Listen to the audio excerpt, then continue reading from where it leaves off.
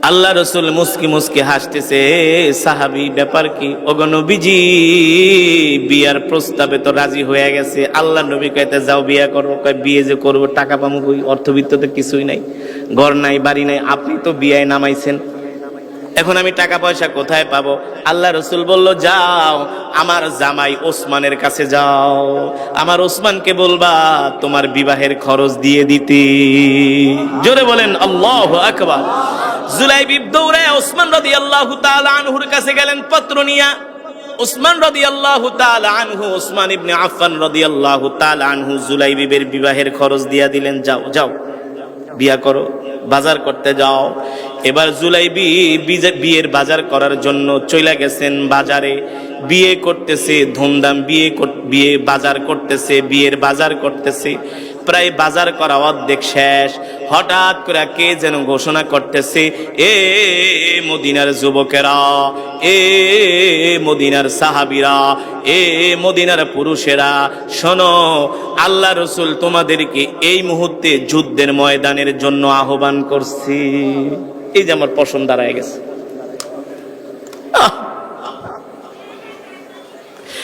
আল্লাহ রসুল তোমাদেরকে উহুদের ময়দানে যুদ্ধের জন্য আহ্বান করছে। আল্লাহু আকবার।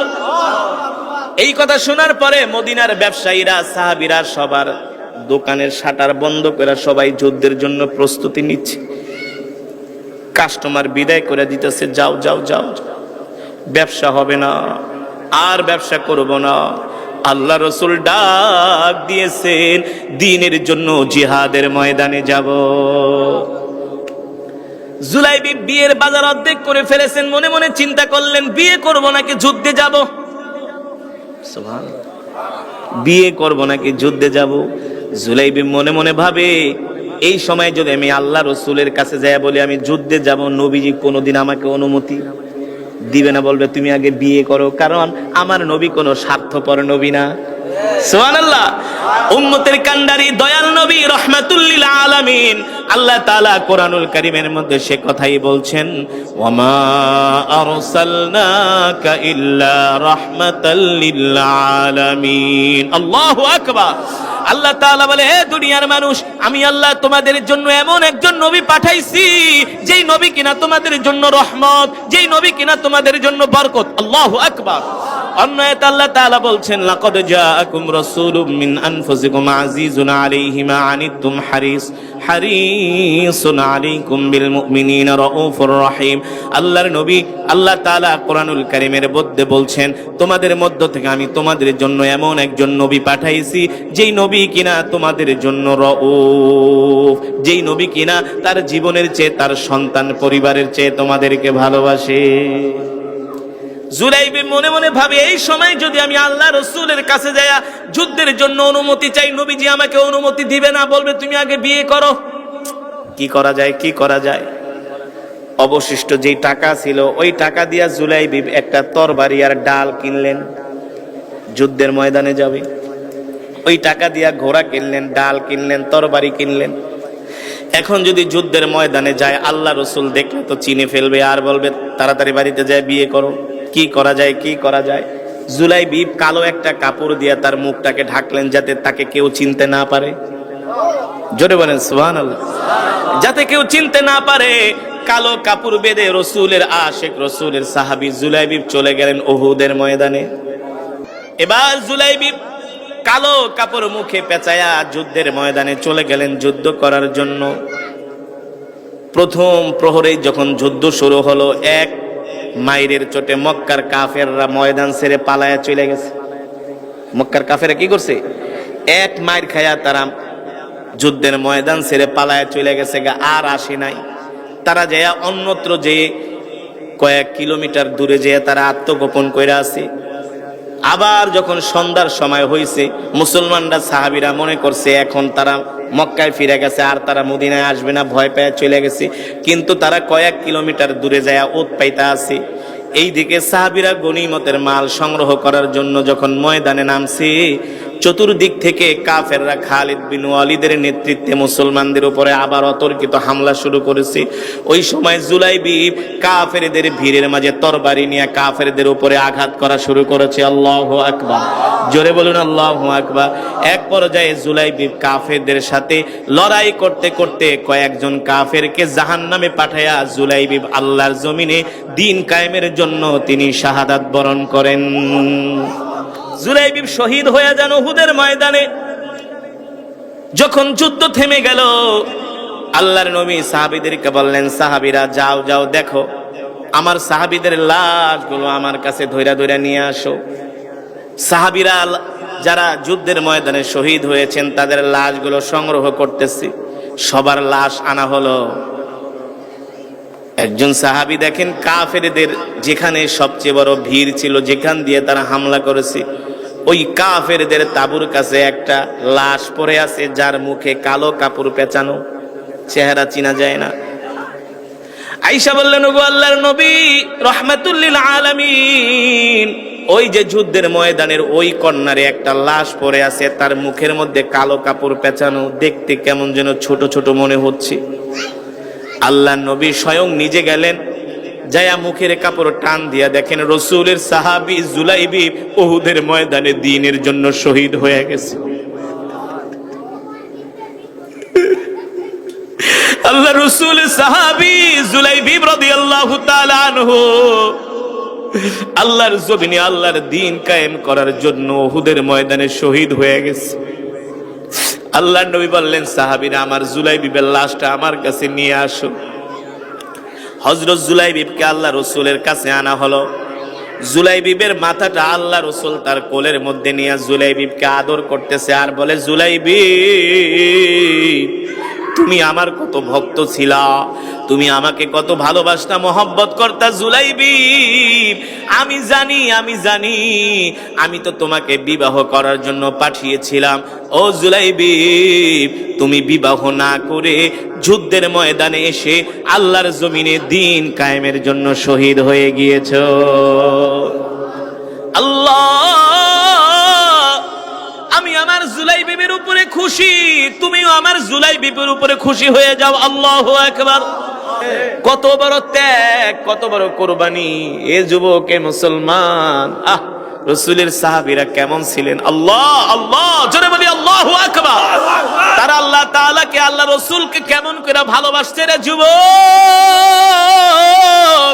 একটা হাদিস শোনার জন্য ২৫০০ কিলোমিটার পথ সফর করেছে, ঘর থেকে বের হয়ে গেছে, খানা দানা যা নিছে সব রাস্তায় শেষ হয়ে গেছে, এখন আর খাবারও নাই। কয়েকদিন না খায়া না ঘুমায়া ঘোড়ার পিঠে চড়ে, উটের পিঠে চড়ে, পায়ে হেঁটে প্রায় ২ মাস সফর করে তিনি মদিনা থেকে সিরিয়ার রাজধানী দামেস্কে পৌঁছলেন। একটা মানুষ যদি ২৫০০ কিলোমিটার জার্নি করে, তার চেহারা দেখলেই বোঝা যায়, কথা কেনা না? আমরা তো ১০০, ২০০, ৩০০ কিলোমিটার জার্নি করলেই আমাদেরকে সরিষার তেল মাখতে হয় হাতে পায়ে, কোমরে। কোমর ব্যথা হয়ে গেছে, মেরুদণ্ড ব্যথা হয়ে গেছে, কথা কেনা? মেয়ে থাকে ঢাকা, চাঁদপুরেতে বেড়াইতে গেলে যায় একেবারে কাইতইয়া শুয়া পড়ে। রাসূলের সাহাবী একটা হাদিস শোনার জন্য ঘর থেকে বের হয়েছে, ২৫০০ কিলোমিটার জার্নি করে সিরিয়ার রাজধানী দামেস্কে পৌঁছে। রাসূলের সাহাবী আবু দারদা মসজিদের বারান্দায় বসে আছে, উস্কো খুস্কো চুল, গায়ের জামাগুলো পুরান হয়ে গেছে, দেখলেই বোঝা যায় লোকটা অনেক কষ্ট করে অনেক দূর থেকে সফর করে আসছে। মসজিদে ঢুইকা জিজ্ঞেস করলেন, আইনা আবু দারদা, রাসূলের সাহাবী আবু দারদা কোথায়? আবু দারদা নিজেই বলতেছেন, কেন? মিন আইনা জিতা, তুমি কোত্থেকে আসছো? বলে, মিনাল মদিনা ইলা শাম, আমি মদিনা থেকে শামে আসছি। কেন আসছেন? আমি শুনেছি আল্লাহ রসুলের ইন্তেকালের পরে রসুলের একজন সাহাবী আবু দারদা, যিনি অনেক রসুলের হাদিস মুখস্থ করেছেন, আমি তার কাছে একটা হাদিস শোনার জন্য মদিনা থেকে শামে এসেছি। এই কথা শোনার পরে আবু দারদা বলে, বলেন কি, আপনি সেই মদিনা থেকে আসছেন? বলেন, না, আমি সেই মদিনা থেকে আসছি রাসূলের হাদিস শোনার জন্য। আল্লাহু আকবার। আবু দারদা ওই লোকটাকে বুকের মধ্যে জড়ায় ধরলেন আর বললেন, শোনেন, আপনি রাসূলের একটা হাদিস শোনার জন্য সেই মদিনা থেকে আসছেন স্বামী, আপনার জন্য আল্লাহ রসুল আল্লাহ তাআলা পুরস্কার ঘোষণা করেছেন। কি পুরস্কার? কি পুরস্কার? মান সালাকা তরিকান ইয়ালতামিসু ফীহি ইলমান সাহালাল্লাহু লাহু বিহি তরিকান ইলাল জান্নাহ। যারা দ্বীন শেখার জন্য ঘর থেকে বের হয়, আল্লাহ তাআলা তাদের জন্য জান্নাতের পথকে সহজ করে দেয়। জোরে বলুন সুবহানাল্লাহ। এ দোস্ত, আপনি মদিনা থেকে শামে আসছেন রাসূলের হাদিস শোনার জন্য। আল্লাহু আকবার। জানেন, আপনার জন্য খুশ খবর, আপনার জন্য খুশির সংবাদ হলো, আল্লাহ রসুল বলেছেন যারা দ্বীন শেখার জন্য ঘর থেকে বের হয়, আল্লাহ তাআলা তাদের জান মাল আল্লাহ তাআলার হেফাজতে নিয়ে নেন। আপনারাও কোরআনের বয়ান শোনার জন্য আসছেন, ঠিক কিনা বলেন? আপনারা যে ঘর থেকে বের হয়েছেন, ফেরেশতারা আপনাদের জন্য দোয়া করতেছে। এখনো মজমার আশেপাশে অগণিত ফেরেশতারা দোয়া করতেছে, বলে আল্লাহুম্মা গফির ওয়ারহাম, আল্লাহুম্মা গফির ওয়ারহাম। আল্লাহ গো, আপনার কত বান্দারা দুনিয়াতে কত গুনার কাজে ব্যস্ত, নাফরমানির কাজে ব্যস্ত, টেলিভিশন দেখতেছে, সিনেমা দেখতেছে, চায়ের দোকানে বৈশা বাংলা সিনেমা দেখতেছে। আল্লাহ তাআলা আপনার এই বান্দারা কোরআনের মজমায় বৈশা বৈশা কোরআন শুনতেছে। আল্লাহ, আমরা ফেরেশতারা তাদের জন্য দোয়া করলাম, আল্লাহ আপনি আপনার বান্দাদের গুনাহগুলো মাফ করে দেন। আল্লাহ রাসূলের হাদিস আমার বানানো কথা না। মাজালিসুল ইলমি রাউদাতুম মির রিয়াদিল জান্নাহ। এই মাঠটা গতকালকেও একটা মাঠ ছিল, গতকালকেও একটা মাটির জায়গা ছিল, কিন্তু আজকে যখন কোরআনের বয়ানের আলোচনা সাজানো হয়েছে, আজকে এই জায়গাটা দুনিয়ার কোনো সাধারণ জায়গা নয়। আল্লাহ রাসূল বলেন এই জান্নাত, এই জায়গাটা জান্নাতের বাগান হয়ে গিয়েছে, বাগান হয়ে গিয়েছে। খুশি নাকি বেজার? এই জান্নাতের বাগানে আসতে পেরে খুশি নাকি বেজার? বলি আলহামদুলিল্লাহ। আল্লাহ আমাদেরকে কবুল করে নেন, বলি আমিন। এবার আসেন মুসলমান, আল্লাহ তাআলা কোরআনুল কারীমের মধ্যে কি বলেছেন? কুল ইন কুনতুম তুহিব্বুনাল্লাহ ফাত্তাবিউনি ইউহিব্বুকুমুল্লাহ ওয়া ইয়াগফির লাকুম যুনুবাকুম ওয়াল্লাহু গফুরুর রহিম। আল্লাহ তাআলার পয়গম্বর হাবিব সাল্লাল্লাহু আলাইহি ওয়াসাল্লামের শান আল্লাহ তাআলা কোরআনের ভিতরে বর্ণনা করেছেন। আল্লাহ তাআলা বলে, এ দুনিয়ার মানুষ, তোমরা যদি আল্লাহ তাআলার ভালোবাসা পাইতে চাও, সর্বপ্রথম তোমরা তোমাদের নবীকে ভালোবাসো। কাকে ভালোবাসো? রসুলের ওই সাহাবী তো আল্লাহ রসুলকে মহব্বত করার কারণে হাদিস শোনার জন্য 2500 কিলোমিটার সফর করছে। আপনি আমি দিন শিখার জন্য কয় কিলোমিটার সফর করছি? কয় কিলোমিটার? তাওয়া তো তাবলিগের জন্য যদি ভাই চলেন 3 দিনের জন্য তাবলিগে যাই, কয় আমার বউরে কে দেখবো?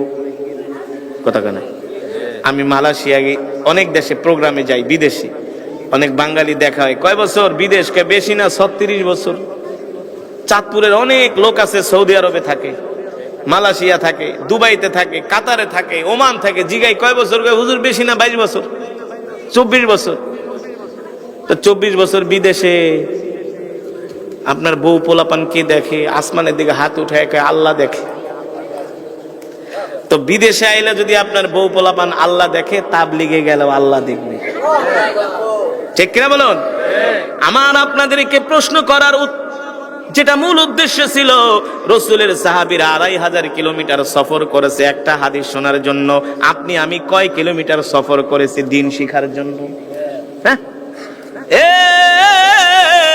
রসুলের সাহাবীরা শুধু দিন শিখার জন্য সফর করে নাই, আল্লাহ রসুলের মহব্বতে তাদের জীবনকে কোরবানি করে দিয়েছেন। নিজের জীবনটা আল্লাহর রাস্তায় কোরবানি করে দিয়েছেন, নিজের জীবনটাকে দ্বীনের পথে শহীদ করে দিয়েছেন। আল্লাহু আকবার। আল্লাহ তাআলা কোরআনুল কারীমে সেই কথাই বলছেন, তোমরা যদি আল্লাহ তাআলাকে পেতে চাও, তাহলে সর্বপ্রথম তোমরা তোমাদের নবীকে ভালোবাসো। কাকে ভালোবাসো? দেখেন সাহাবীরা কেমন করে আল্লাহ রসুলকে ভালোবাসছেন, জানার দরকার আছে কি আছে না? না জানলে আমরা কিভাবে বুঝবো যে রসুলের সাহাবীরা রসুলের কেমন আশেক ছিলেন, ঠিক কিনা বলুন? আমাদের কিন্তু রসুলের আশেক হতে হবে, সাহাবীদের মতো আল্লাহ রসুলকে ভালোবাসতে হবে। রসুলের একজন সাহাবী ছিল যার নাম হলো জুলাইবিব। নাম কি? জুলাইবিব রাদিয়াল্লাহু তাআলা। কিন্তু জুলাইবিব দেখতে এত কালো, এত কুসরি, একেবারে খাটো, বেটে খাটো কালো, বেটে খাটো কালো। রাসূলের সাহাবী, নাম কি? জুলাইবিব। জোরে বলেন, নাম কি? ওয়া শুধু শুনলে হবে না, মুখস্থ রাখতে হবে, ঠিক কিনা বলুন? রাসূলের সাহাবীর নাম কি? জুলাইবিব। একেবারে কালো, একেবারে খাটো, তৃতীয়ত গরিব, ঘর নাই, বাড়ি নাই, থাকার কোনো জায়গা নাই।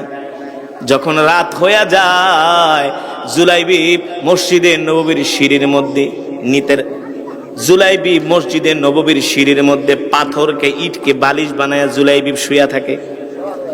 জুলাইবিবের যদি পানির পিপাসা লাগে, পানি খাবার মতো একটা গ্লাসও নাই, হাতের তালুতে নিয়ে জুলাইবিব পানি খায়। পানির পিপাসা লাগলে, এত গরিব, এত গরিব।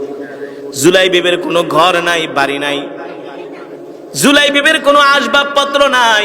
যেখানে জুলাইবিব যায় সেখানে জুলাইবিব, কোনো জায়গায় গেছে জুলাইবিবের থাকার কোনো জায়গা নাই, কোনো একটা মসজিদে, কোনো একটা জায়গায় যায় জুলাইবিব আশ্রয় নেই। এতটা নিঃস্ব, এতটা গরিব। মানুষ জুলাইবিবকে দেখলে গরিব বলে ঘৃণা করে, কেউ জুলাইবিবের সাথে কথাও বলতে চায় না, কারণ এই জমিনে গরিবকে কেউ ভালোবাসে না। সবাই শুধু মালের পাগল। কিসের পাগল? যার অর্থ আছে, যার সম্পদ আছে, তার আত্মীয় স্বজনের অভাব নাই। হ্যাঁ, আপনার অর্থ নাই, সম্পদ নাই, আপনার পাশে যতদিন আপনার সম্পদ আছে, সব অনুষ্ঠানের আপনি হলেন প্রধান অতিথি। আপনি ঘরের 4 নাম্বার সন্তান, আপনার কাছে অর্থ আছে, আপনারে ছাড়া ঘরের কোনো অনুষ্ঠান হবে না। অনুষ্ঠান হইলে আগে বড় মুরগির রানটা আপনার জন্য রাখবে, ঠিক কিনা বলুন?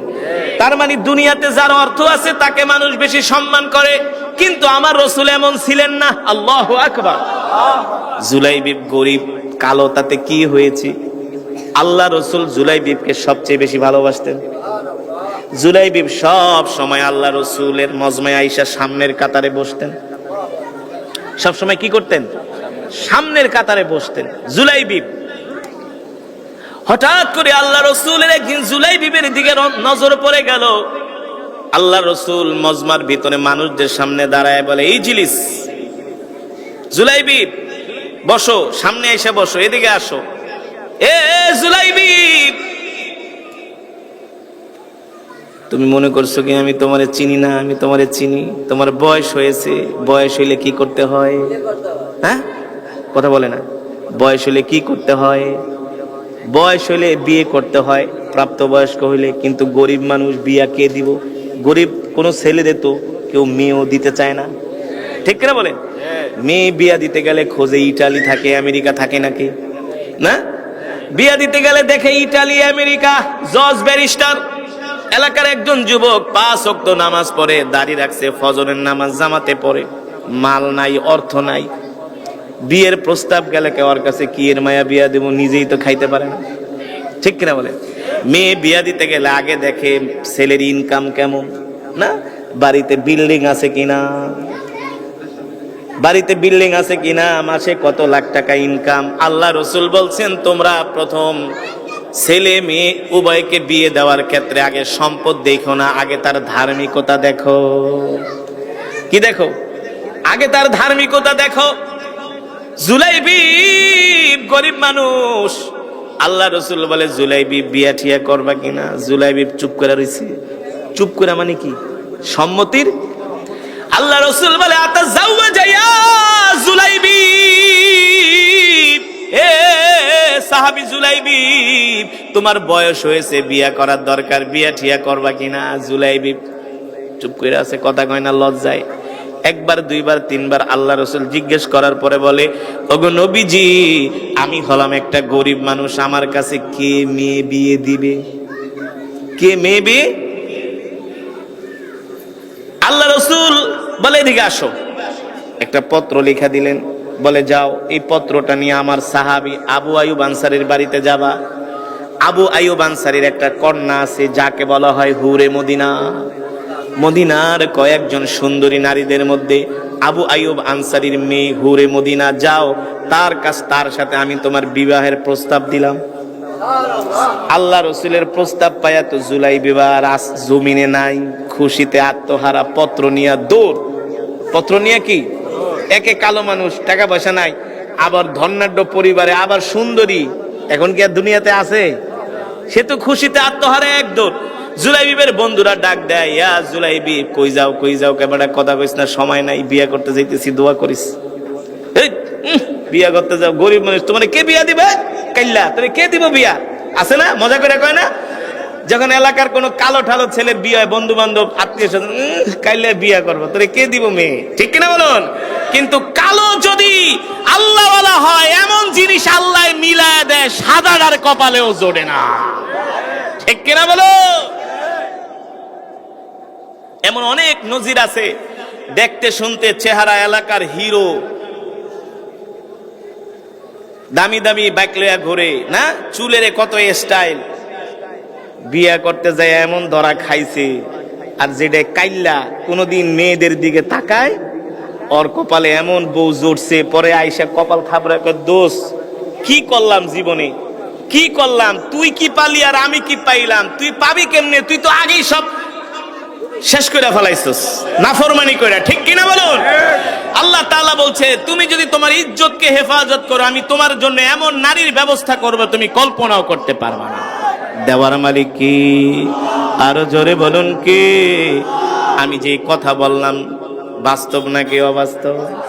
কালা, অর্থ নাই, সম্পদ নাই, বউ একটা পাইছে, এলাকার মেয়েরা মহিলারা দেখা কয় কি লইছে, কাইল্লাই পুরো এলাকায় নাম কইরা ফেলাইছে। ঠিক কিনা বলুন? কালো জানে আমার সম্পদ নাই, অর্থ নাই, বিত্ত নাই, কিছু নাই, আল্লাহ ছাড়া আমার কেউ নাই। আর যেটা ধলা সাদা, কে আমার চেহারা আছে, আমি হিরো, আমার জন্য মেয়ের অভাব নাই, মেয়ে ঠিকই পাইছে, কিন্তু প্রতিদিন রাইতে মেয়ের মায়ের খায়। বাস্তব নাকি অবাস্তব? এই মিয়া, সারা পৃথিবী ঘুরি, না যাই না কথা বলি না, না যাই না কথা বলি না। এই কারণে দেওয়ার মালিক, আর জোরে বলুন কোন দেওয়ার মালিক কে? জুলাইবি বিয়ার জন্য দৌড় শুরু করছে।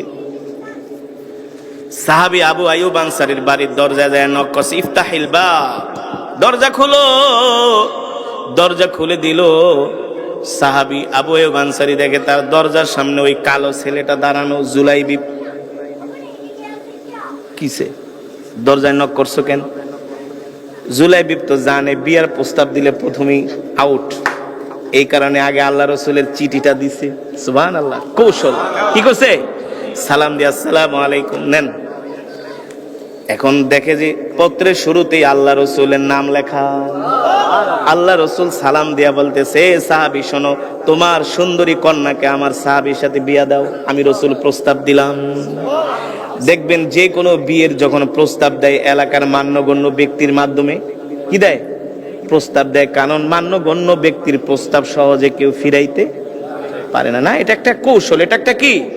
আল্লাহ রাসূল সাল্লাল্লাহু আলাইহি ওয়াসাল্লাম তো রাহমাতুল লিল আলামিন। আল্লাহু আকবার। জুলাইবিবের বিয়ের প্রস্তাব আল্লাহ রাসূল স্বয়ং নিজে দিয়েছেন। সাহাবী একবার পত্রের দিকে তাকায়, আরেকবার পাত্রের দিকে তাকায়। কি করব, পত্র তো পাঠাইছে আল্লাহ রসুল, এই পত্র ফিরিয়ে দেওয়ার কারো ক্ষমতা আছে নাকি? আবার পাত্রের দিকে তাকায় কয়, পাত্রের দিকে তাকায় কয়, হিসাব নিকাশ কি মিলে না, মাথা হ্যাং হয়ে গেছে। এত সুন্দরী মাইয়া, এত বড় করলাম, তোর মতো কাইলার কাছে বিয়া দিমু, কি করবো, মানে আর মাথাই নষ্ট। দরজা লাগায় কয়, দাঁড়া। দৌড় মারে ঘরে গেছে। যে স্ত্রী আর কন্যার সাথে আলাপ করতেছি, মা এদিকে আয়। আব্বা কি হয়েছে, আপনার মন খারাপ কেন? কয়, শোনো, এই যে পত্র দেখো, যেমন মেয়ে তেমন তার কন্যা। দেখে পত্রের মধ্যে আল্লাহ রসুলের নাম লেখা। বিয়ের প্রস্তাব পাঠিয়েছেন স্বয়ং আল্লাহ রসুল সাল্লাল্লাহু আলাইহি ওয়াসাল্লাম। কন্যা বলতেছে, আব্বা জান, আপনি দেরি করেন কেন? দেরি করেন কেন? তাড়াতাড়ি আমার সাথে, ওই যুবকের সাথে আমার বিবাহের ব্যবস্থা করেন। এখন মেয়ে তো আর জানে না ছেলে যে কত নাম্বার ব্ল্যাক গোল্ড। কি গোল্ড? ব্ল্যাক গোল্ড, কালো সোনা। ছেলে তো ব্ল্যাক গোল্ড। বাবা না পারে কইতে, না পারে সইতে। এই দিকে আবার জুলাইবি অনেকক্ষণ দাঁড়ায়, বুঝছি গরিব মানুষ বিয়া ঠিয়া দিব না, আর কতক্ষণ অপমানিত হবো জায়গা। সেও হাঁটা শুরু করছে, না বিয়া দিব না, খালি খালি আমারে দাঁড়া করে আমারে অপমান করতেছে, আত্মমর্যাদা তো আছে, বুঝেন নাই? সে দৌড় শুরু করছে। আবু আইয়ুব আনসারীর কন্যা বলে, আব্বা জান এত চিন্তা করেন কেন? বিয়ের প্রস্তাব দুনিয়ার কোন সাধারণ মানুষ দেয় নাই, বিয়ের প্রস্তাব দিয়েছেন রাহমাতুল লিল আলামিন। আর আল্লাহ রাসূলের বিয়ের প্রস্তাব ফিরায় দিবে পৃথিবীতে এমন কারো সাহস নাই। আল্লাহু আকবার। আব্বা জান ছেলে যত কালো হোক না কেন, যত গরিব হোক না কেন, ছেলেকে ডাক দেন, আমি তার সাথে বিবাহ বন্ধনে আবদ্ধ হব একমাত্র আল্লাহ রাসূলের মহব্বতে। আল্লাহু আকবার। আর এই জমানায় কিছু মহিলা আছে যারা দাড়িওয়ালা পুরুষ দেখতে পারে না, আছে কি আছে না? যেই মহিলা দাড়িওয়ালা পুরুষ দেখতে পারে না, ওই মহিলার সাথে সংসার করা জায়েজ নাই, হারাম হারাম হারাম। কি মনে করছেন এই সুন্নত কার? কেউ যদি আল্লাহ রসুলের সুন্নতকে অবজ্ঞা করে, টিটকারি মারে, তার ঈমান থাকে না।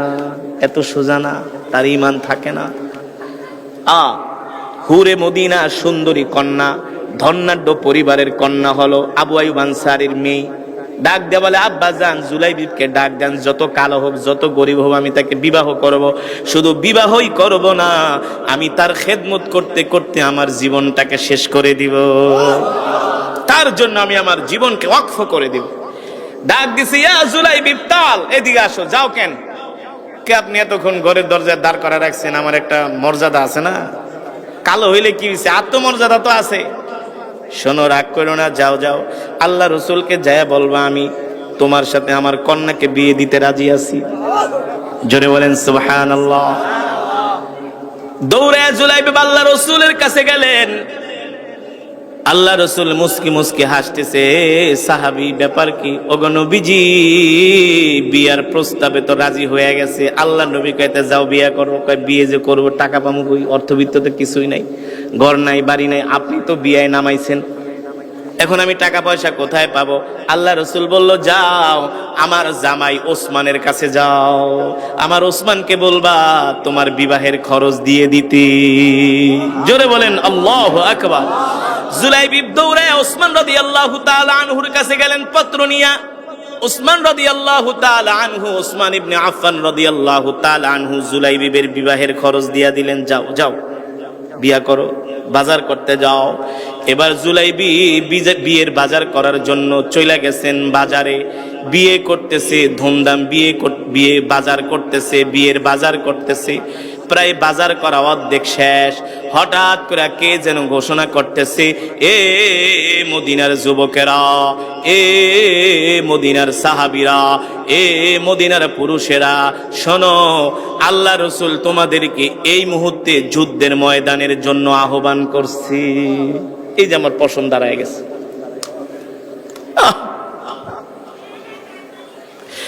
আল্লাহ রসুল তোমাদেরকে উহুদের ময়দানে যুদ্ধের জন্য আহ্বান করছে। আল্লাহু আকবার। এই কথা শোনার পরে মদিনার ব্যবসায়ীরা, সাহাবীরা সবার দোকানের শাটার বন্ধ করে সবাই যুদ্ধের জন্য প্রস্তুতি নিচ্ছে। কাস্টমার বিদায় করে দিতেছে, যাও যাও যাও, ব্যবসা হবে না, আর ব্যবসা করব না। আল্লাহ রসুল ডাক দিয়েছেন, দ্বীনের জন্য জিহাদের ময়দানে যাব। জুলাইবিব বিয়ের বাজার অর্ধেক করে ফেলেছেন। মনে মনে চিন্তা করলেন, বিয়ে করব নাকি যুদ্ধে যাব? সুবহানাল্লাহ। বিয়ে করব নাকি যুদ্ধে যাব? জুলাইবিব মনে মনে ভাবে, এই সময় যদি আমি আল্লাহ রসুলের কাছে যাই বলি আমি যুদ্ধে যাব, নবীজি কোনোদিন আমাকে অনুমতি দিবে না, বলবে তুমি আগে বিয়ে করো, কারণ আমার নবী কোনো স্বার্থপর নবী না। সুবহানাল্লাহ। উম্মতের কান্ডারি দয়াল নবী রাহমাতুল লিল আলামিন। আল্লাহ তাআলা কোরআনুল কারীমের মধ্যে সে কথাই বলছেন, ওয়ামা আরসালনাকা ইল্লা রাহমাতাল লিল আলামিন। আল্লাহু আকবার। আল্লাহ তাআলা বলে, হে দুনিয়ার মানুষ, আমি আল্লাহ তোমাদের জন্য এমন একজন নবী পাঠাইছি, যেই নবী কিনা তোমাদের জন্য রহমত, যেই নবী কিনা তোমাদের জন্য বরকত। আল্লাহু আকবার। অন্য আয়াতে আল্লাহ তাআলা বলছেন লাকাদ জাআকুম রাসূলুম মিন আনফুসিকুম আজিজুন আলাইহি মা আনিতুম হারিসুন আলাইকুম বিল মুমিনিনা রাউফুর রহিম। আল্লাহর নবী আল্লাহ তাআলা কোরআনুল কারীমের মধ্যে বলছেন তোমাদের মধ্য থেকে আমি তোমাদের জন্য এমন একজন নবী পাঠাইছি যেই নবী কিনা তোমাদের জন্য রাউফ, যেই নবী কিনা তার জীবনের চেয়ে তার সন্তান পরিবারের চেয়ে তোমাদেরকে ভালোবাসে। জুলাইবি মনে মনে ভাবে এই সময় যদি আমি আল্লাহ রাসূলের কাছে যায়া যুদ্ধের জন্য অনুমতি চাই, নবীজি আমাকে অনুমতি দিবে না, বলবে তুমি আগে বিয়ে করো। কি করা যায়, কি করা যায়? অবশিষ্ট যেই টাকা ছিল ওই টাকা দিয়া জুলাইবি একটা তরবারি আর ডাল কিনলেন, যুদ্ধের ময়দানে যাবে। ওই টাকা দিয়া ঘোড়া কিনলেন, ডাল কিনলেন, তরবারি কিনলেন। এখন যদি যুদ্ধের ময়দানে যায় আল্লাহ রাসূল দেখলে তো চিনে ফেলবে আর বলবে তাড়াতাড়ি বাড়িতে যায় বিয়ে করো। কি করা যায়, কি করা যায়?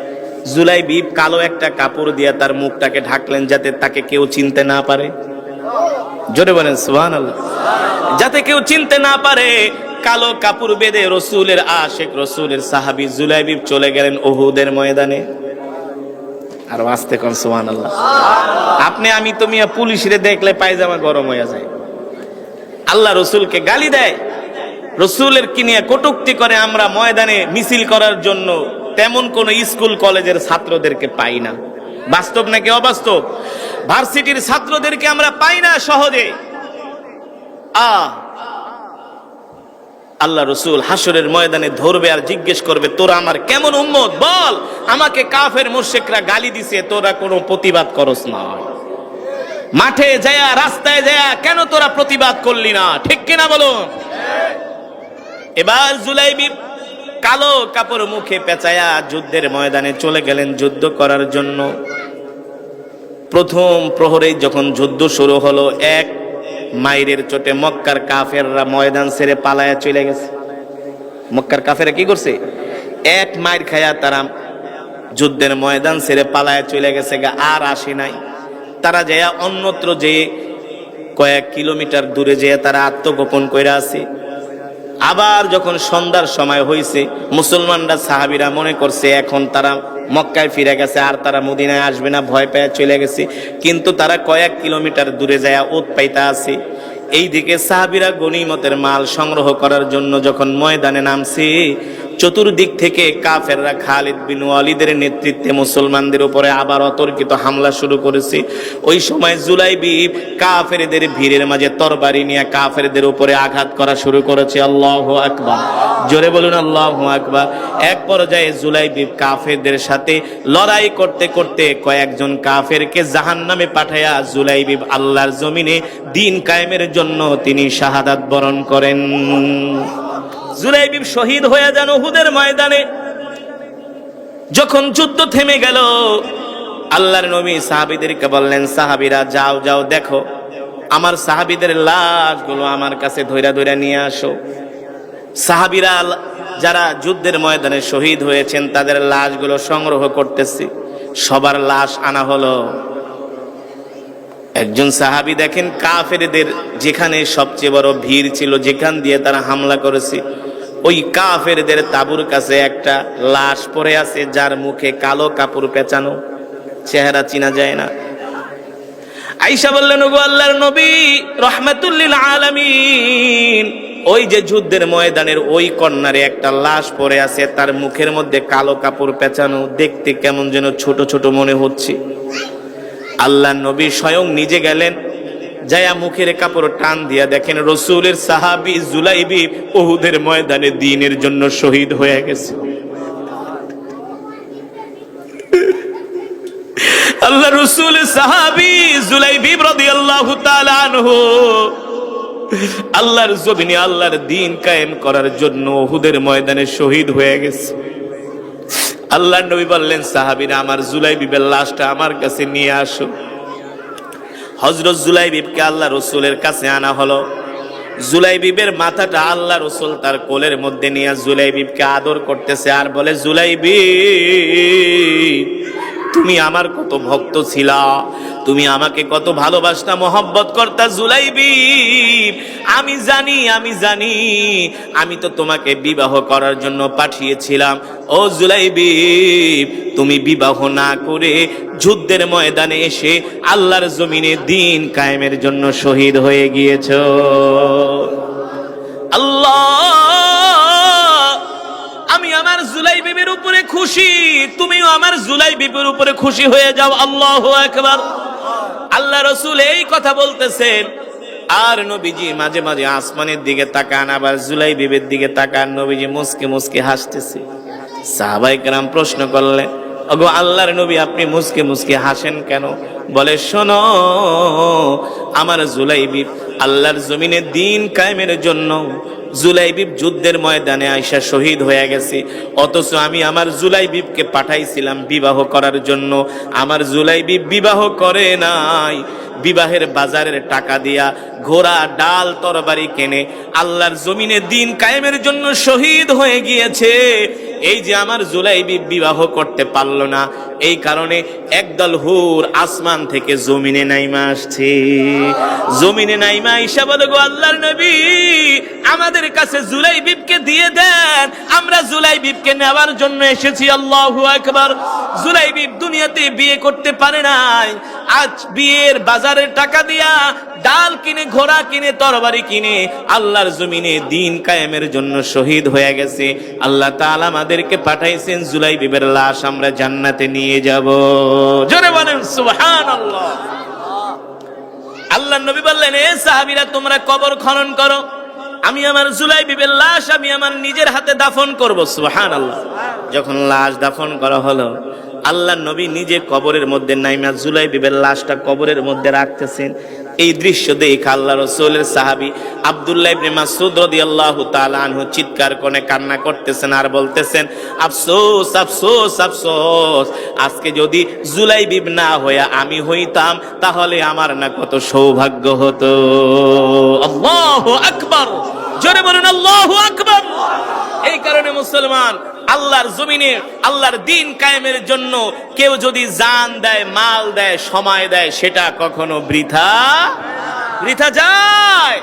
আজকে এই যে আপনারা কোরআনের মাহফিলে আসছেন, কোরআন তেলাওয়াত শুনছেন, আমি কোরআনুল কারীমের তেলাওয়াত করেছি, আপনারা শুনছেন। সূরাতুল ইখলাস শরীফ 3 বার তেলাওয়াত করেছি, আপনারা শুনছেন। এক একজন এক এক খতম করে কোরআনুল কারীমের সওয়াব পেয়েছেন। ঠকছেন না জিতছেন? লস হয়েছে না লাভ হয়েছে? এই কারণে কখনো দ্বীনের কাজে কখনো পিছে থাকতে নাই। দুনিয়ার কাজে আমরা পিছে থাকবো, আর দ্বীনের কাজে সবার আগে থাকবো। ইনশাআল্লাহ। রাজি আছেন? ইনশাআল্লাহ। আমরা সব সময় দুনিয়ার কাজে পিছে থাকবো, আর দ্বীনের কাজে কি করব? সবার আগে থাকবো, অগ্রগামী হব ইনশাআল্লাহ। রাসূলের সাহাবী জুলাইবিব দেখেন, পাঠাইছিল বিয়ে করতে, বিয়েটা পর্যন্ত করলো না। বিয়ের বাজারের টাকা দিয়া ঘোড়া কিনে, ডাল আর তরবারি কিনে যুদ্ধের ময়দানে এসে আল্লাহর জমিনে আল্লাহর দ্বীনের জন্য শহীদ হয়ে গেছে। এই সাহাবীদের রক্তের কারণে, ত্যাগের কারণে, কুরবানির কারণে আজকে আমরা ইসলাম পেয়েছি। ঠিক কিনা বলুন? আমরাও সেই সাহাবীদের মতো ঈমানওয়ালা হতে চাই। কে কে রাজি আছেন হাত উঠে আল্লাহ তাআলাকে দেখ। লিল্লাহি তাকবীর, লিল্লাহি তাকবীর। আল্লাহ তাআলা আমাদের কবুল করুন। হাত নামান। আজকের মাহফিল থেকে আপনাদেরকে উদাত্ত আহ্বান জানাবো, জীবনে কোনোদিন নামাজ ছাড়বেন না। রাজি আছেন? যারা কোরআন পড়তে পারেন না, কোরআনুল কারীমের তেলাওয়াত শিখবেন ইনশাআল্লাহ। শিখবেন তো ইনশাআল্লাহ?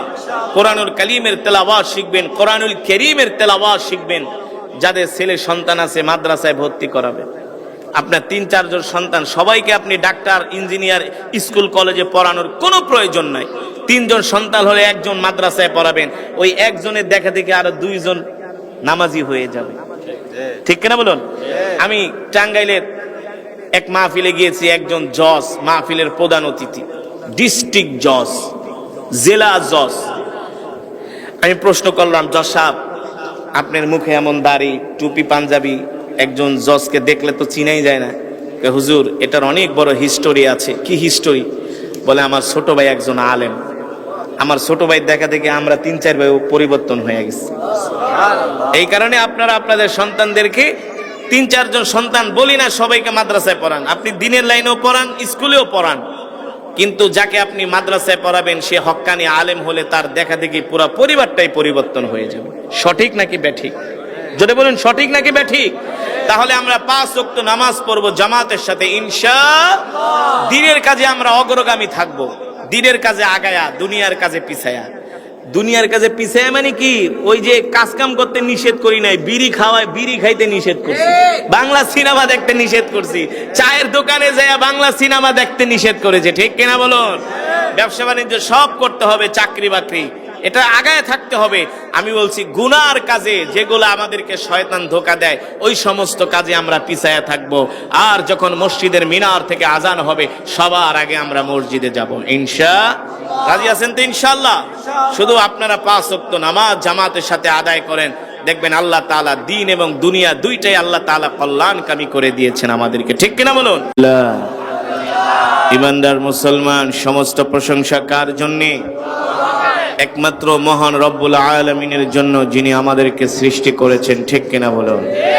ইমানদার মুসলমান, আমাদের হায়াতের মালিক কে? রিজিকের মালিক কে? আমরা কার গোলাম? এক আল্লাহর গোলাম, ঠিক কিনা বলুন? আসমান কার? জমিন কার? কোরআনে আছে কি আছে না?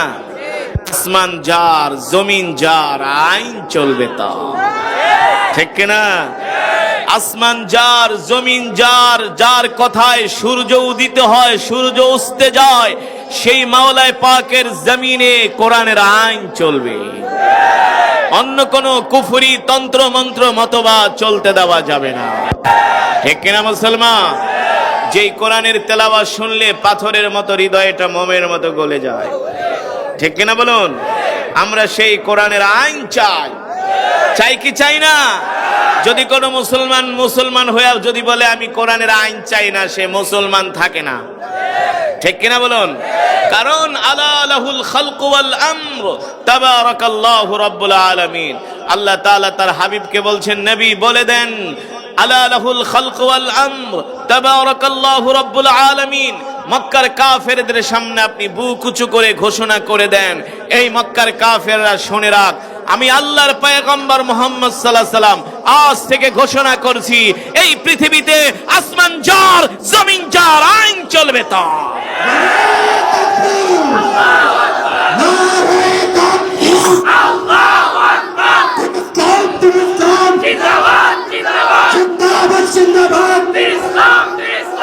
আল্লাহ তাআলার বান্দারা, কোরআনুল কারীমের তেলাওয়াত শুনেছেন তো? হৃদয় দিয়ে শুনেছেন? যদি শুনে থাকেন এক এক হরফে কমপক্ষে 10টি করে নেকি পেয়েছেন।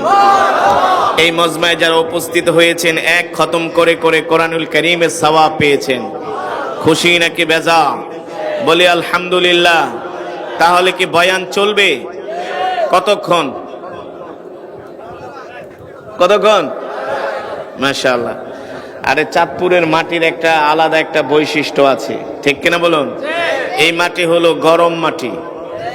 এই মাটিতে শুয়ে আছেন ইমামে রব্বানি, কুতুবে সুবহানি, হযরত রশিদ আহমদ গঙ্গোহী রহমতুল্লাহ আলাইহির খলিফা কারি ইব্রাহিম সাহেব রহমতুল্লাহ আলাইহি, ঠিক কিনা বলুন? একদিকে ইমামে রব্বানি রশিদ আহমদ গঙ্গোহী কে ছিলেন জানেন?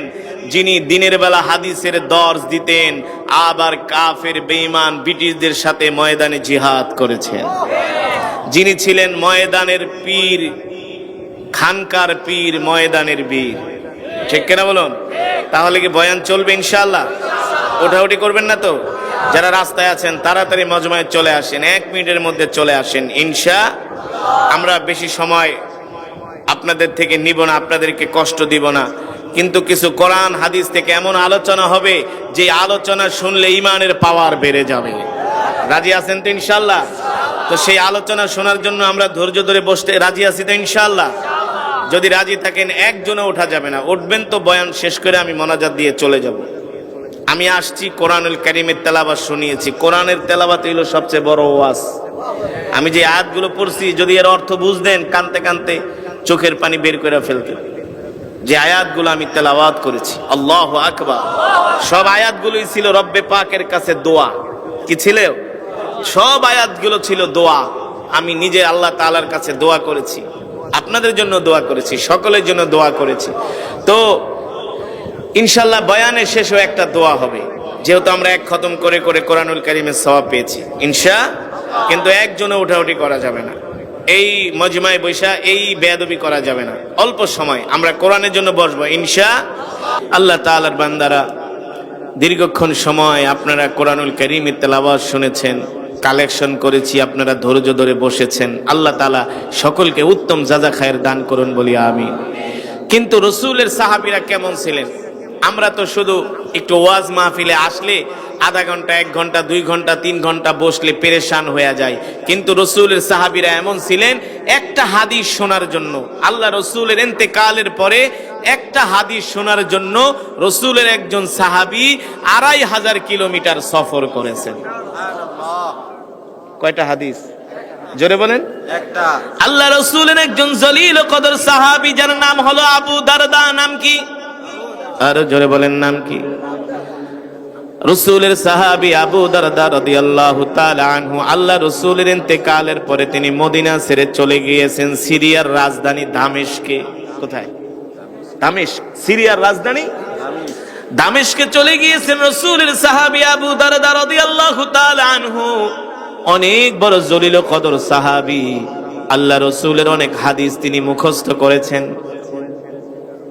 মদিনার একজন সাহাবী জানতে পারলেন আবু দারদার কাছে অনেক হাদিস গেলে শোনা যাবে, কিন্তু আবু দারদা তো মদিনায় নাই। আল্লাহ রাসূলের ইন্তেকালের পরে সাহাবী আবু দারদার কাছে একটা হাদিস শোনার জন্য মদিনা থেকে রাসূলের একজন সাহাবী 2500 কিলোমিটার সফর করেছেন। সেই 1450 বছর আগে তো বিমান ছিল না, দামি কোনো গাড়ি ছিল না, কোনো রোড ছিল না, ঘাট ছিল না। সেই সময় মানুষ উটের পিঠে চড়ে, ঘোড়ার পিঠে চড়ে তারা সফর করত, ঠিক কিনা বলেন? এবার বোঝেন 2500 কিলোমিটার সফর করা কতটা কষ্টের। একদিন 2 দিনের না, 1 মাসের 2 মাসের সফর না, কয়েক মাস লেগে গিয়েছে 2500 কিলোমিটার সফর করার জন্য। শুধু আল্লাহ রাসূলের একটা হাদিস তিনি শুনবেন এই কারণে। আর আমরা মাত্র আধা কিলোমিটার, 1 কিলোমিটার, 2 কিলোমিটার দূর থেকে আসছি ওয়াজ মাহফিলে, আইসা আমরা পেরেশান হয়ে যাই, ঠিক কিনা বলেন? এখনো মাহফিলের আশেপাশে এমনও মুসলমান যুবক আছে যারা এখনো ওয়াজ মাহফিলে আসে না, রাস্তায় দাঁড়ায়া দাঁড়ায়া তারা ফেসবুক চালাইতেছে। এ গরু খাওয়া মুসলমান শুনে রাখো, এ যুবক, এ বাবা মা ভাই বোন শোনো, আল্লাহ রাসূলের সাহাবীরা কেমন ছিলেন? একটা হাদিস শোনার জন্য 2500 কিলোমিটার সফর করেছে। আল্লাহু আকবার। এই কারণেই তো আল্লাহ রাসূল বলেছেন মিন আসহাবিকান নুজুম ইক্তাদাইতুম ইহতাদাইতুম। আমার উম্মতেরা, আমার ইন্তেকালের পরে তোমরা আমার সাহাবীদেরকে অনুসরণ করবা। আমার এক একটা সাহাবী তোমাদের জন্য তারকা তুল্য। সুবহানাল্লাহ।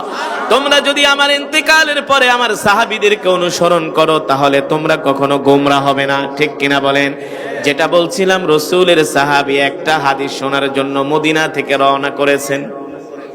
পথিমধ্যে টাকা পয়সা অর্থবিত্ত যা ছিল সব শেষ, কারণ অনেক দূরের রাস্তা, 2500 কিলোমিটার রাস্তা। 2500 কিলোমিটার কি বোঝেন? সেই টেকনাফ থেকে তেতুলিয়া, একেবারে সেই কক্সবাজারের টেকনাফ, কক্সবাজারের পরে যে টেকনাফ, বাংলাদেশের শেষ সীমান্ত তেতুলিয়া, দিনাজপুরের ওই পাশে।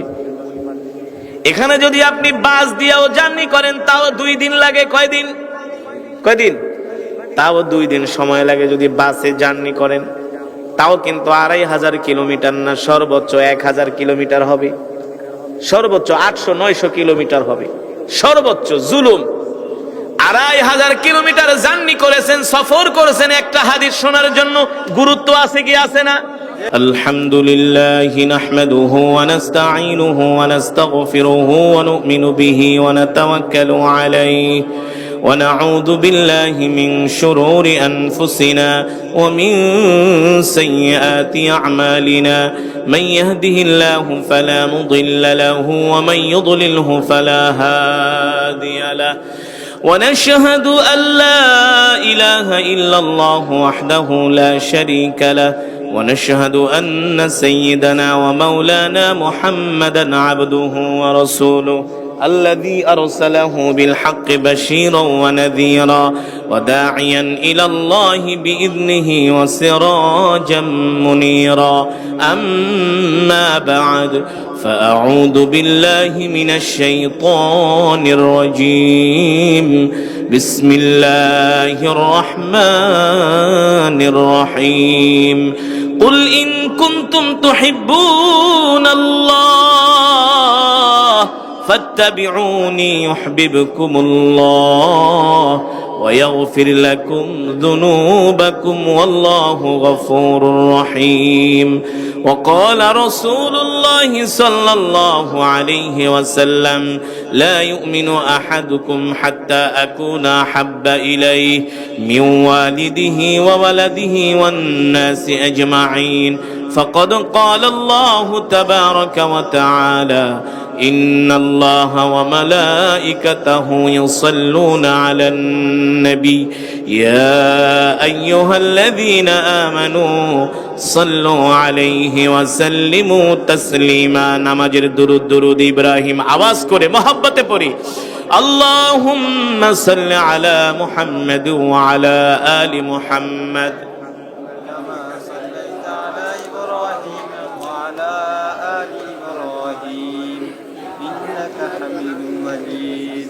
اللهم بارك على محمد وعلى آل محمد كما باركت على إبراهيم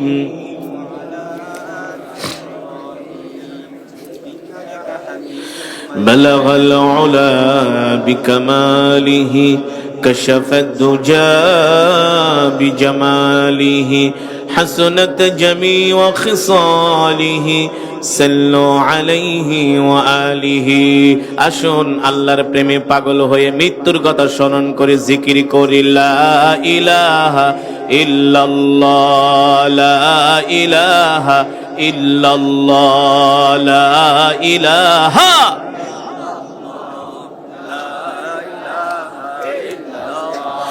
লা ইলাহা ইল্লাল্লাহ লা ইলাহা ইল্লাল্লাহ লা ইলাহা